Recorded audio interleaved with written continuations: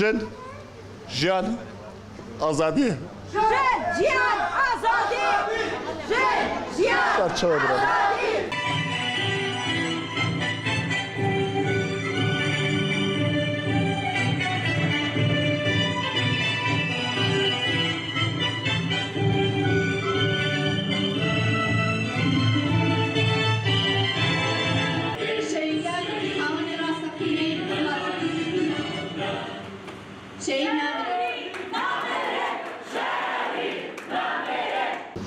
بۆ ئەو فاشیستانەیە کە 11 گولیان بە جەستەی هەواڵمان ناگیهان ئاکارسەلەوەنا دەڵێم ئێوە دەتوانن گوڵێک هەڵپشوقێنن،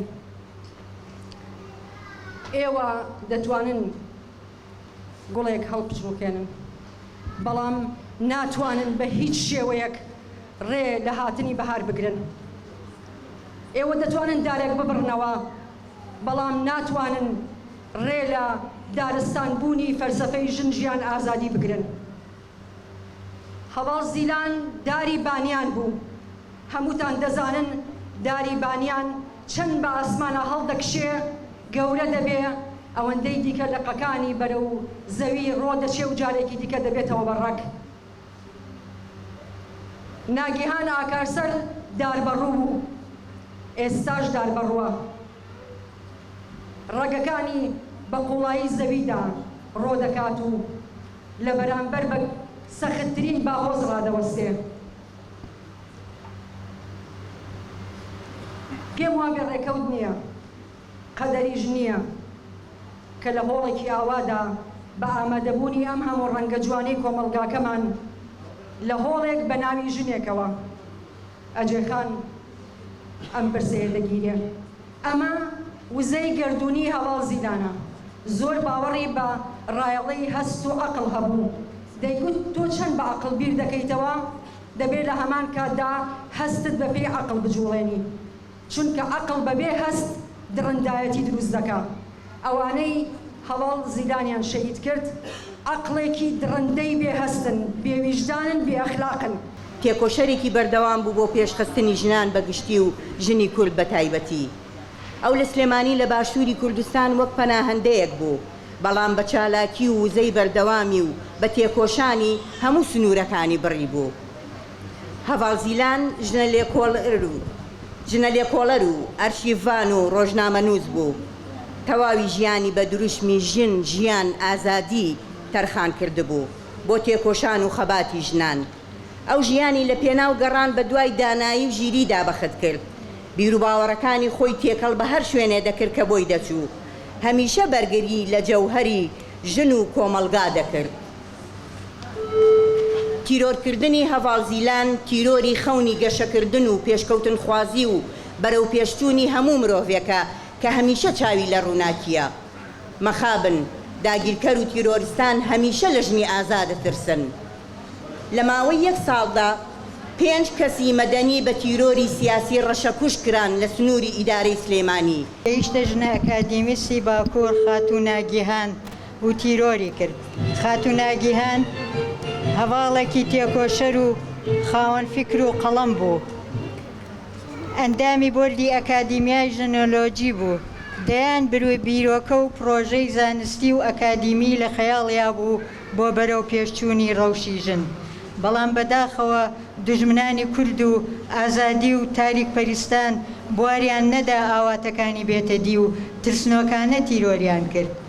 بە ناوی یەکێتی ژنانی کوردستانەوە سەرەڕای ئیدانەکردنی ئەو کارە نامرۆڤانەیەی دژ بە ئازادی دووپاتی ئەەکەینەوە کە کاروانی ژن خەبات ژیان بە تیرۆری هەواڵ ناگیهان کۆتایی نایە.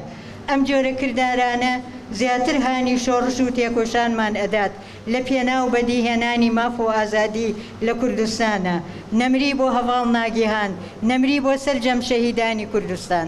بەڕاستی کارەساتە، بەڕاستی ئەبێ بەرپرسانی ئەم هەرێمە هەوڵ بن ناوی شاری سلێمانی بگۆڕن لە شاری ڕۆشنبیرانەوە بۆ شاری تیرۆر.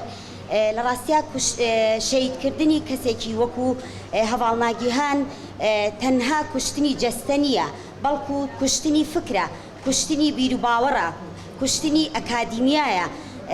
ئەمانە هەمووی کارەساتە، ئەمانە هەمووی بەڕاستی زەرێکی زۆر گەورە بوو کە لە ژنۆلۆژیکە و لە ئەکادمیای ژنۆلۆژیکە و لەگەڵ ئەوەشە من ئەڵێم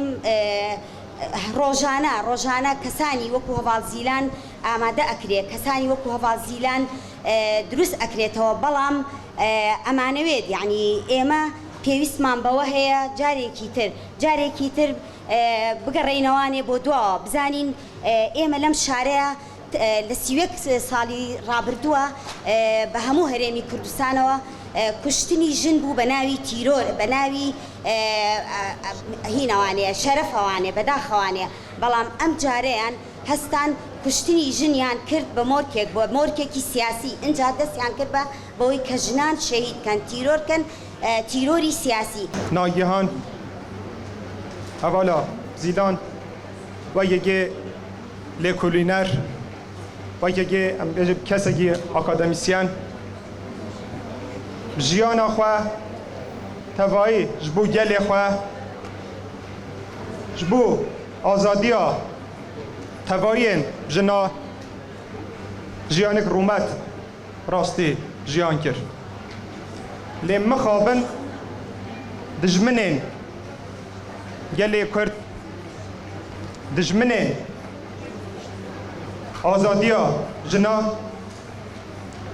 دجمنین حقیقات مخابن اول ویده شکل تیروری قتل کردن. هوال ناگهان نه کسی یکمین بود لباشور سلیمانیه وی شکل تروری آتی قتل کردن. ام خوازم ببیشنه بو برپسیار باشور بو برپسیار سلیمانیه ام وکی هدف ام ناخوازن هدو جبو جنازه یا جبو کشتنا ام بین باشور ام بین سلیمانیه جبوی ویجی برپسیار رایدار گرک کجرین و ایریشن تروری هم تثبیت بکرد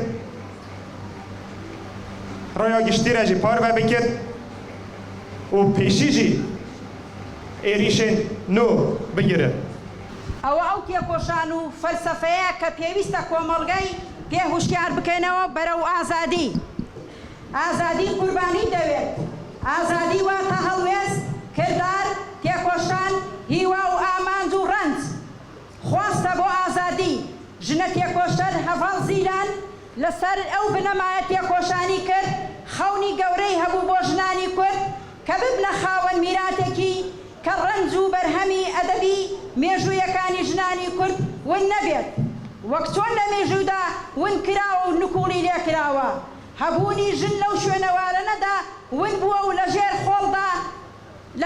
لەژێر خۆڵدایە بە هوشیاری خۆمان و ژنانی تر ئەو مێژووە هەبوونەی ژن بێنینەوە و بیکەین بەڕاستی و بیکەین بە بنەمای ژیانێکی ئازاد و بەنرخ ژنان لە جیهاندا یەک ئازارمان هەیە و بە یەک ئامان سەردەکەوین ئەویش وشیاری و یەک ریزی و قبوڵبوونە لە ناسینی ژن.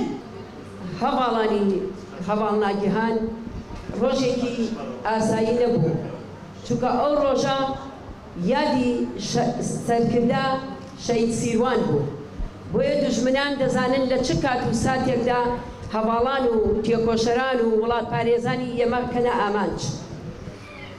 هەواڵ ناگیهان کە لە باشووری کوردستاندا کار و خەباتی بۆ ژن بۆ تەواوی ژنانی باشووری کوردستانە کرد و ڕووناکەرەوەی دڵ و ڕۆحی ژنانی باشووری کوردستان بوو و دوو ڕۆژە لە مەراسیمی هەواڵ ناگیهانە ئەبینین هەموو ژنان بە دەنگ و ڕەنگە جیاوازەکانەوە ماتەمە گێڕن و لە پرسەکەیە بەشداریەکەن و هاوخەمن وەکو هەواڵەکانی هەواڵ ناگیهان.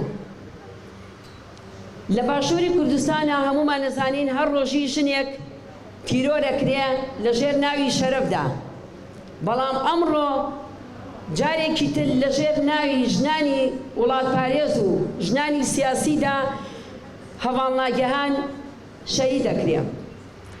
ئێمە دەڵێن ئەو دوژمنەی کە خەیاڵی وایە ژنانی ئازادی خواست بە ترس و تۆخاندن و بە پەیامەکانیان ئێمە سارد کاتەوە لە خەبات و تێکۆشان لەسەر ڕێ و ڕێبازی شەید ناگیهان و هەواڵەکانی خەیاڵی خاوە چونکە ئێمە هەمیشە سۆزە دەین لە پرسەکانماندا کە ئەو ڕێ و ڕێبازانە بەردەوام بێت. هەواڵان ئەگەر ئێمە پەروەردە و خۆنەوەبوونەوەمان نەبێت بڕواتان بێ ناتوانین هەر ڕۆژەی بەرگەی ئازاری هەواڵێکمان بگرین، بەڵام چونکە ئێمە پەروەردا بین خۆنێبوونەوە بین بۆیە ئێمە سەربەرزین بە شەهیدەکانمان. لە هەر شوێنێ داگیرکاری هەبێت لەو شوێنە کار و خەبات هەیە و لە هەر شوێنێکیش کار و خەباتە بێ گیانی هەواڵی ئێمە شەهید دەبێ. دوژمنانی ئێمە کەوتونەتە پەلەقاژێ ئەبینین لە تورکیا لە ڕۆژاوای کوردستان لە باشوور لە ڕۆژهەڵاتی کوردستان ئەمڕۆ دوژمنانمان تێکۆشەران و وڵات پارێزان و گەلی کورد و گەلانی ئازادی خواست دەکاتە ئامانج. بۆیە هەواڵناگیهان لە باشوورە کرایە ئامانج چونکە دروشمی ژن ژیان ئازادی کە هەواڵناگیهان خۆی لە ناو دروشمەدا بینیەوە و لەسەری بەردەوام بوو. بینیمان لە ڕۆژهەڵاتی کوردستان و تەواوی گەلانی ئێران و هەموو وڵاتانی جیهان ئەو دروشمە بڵێسەی سەند.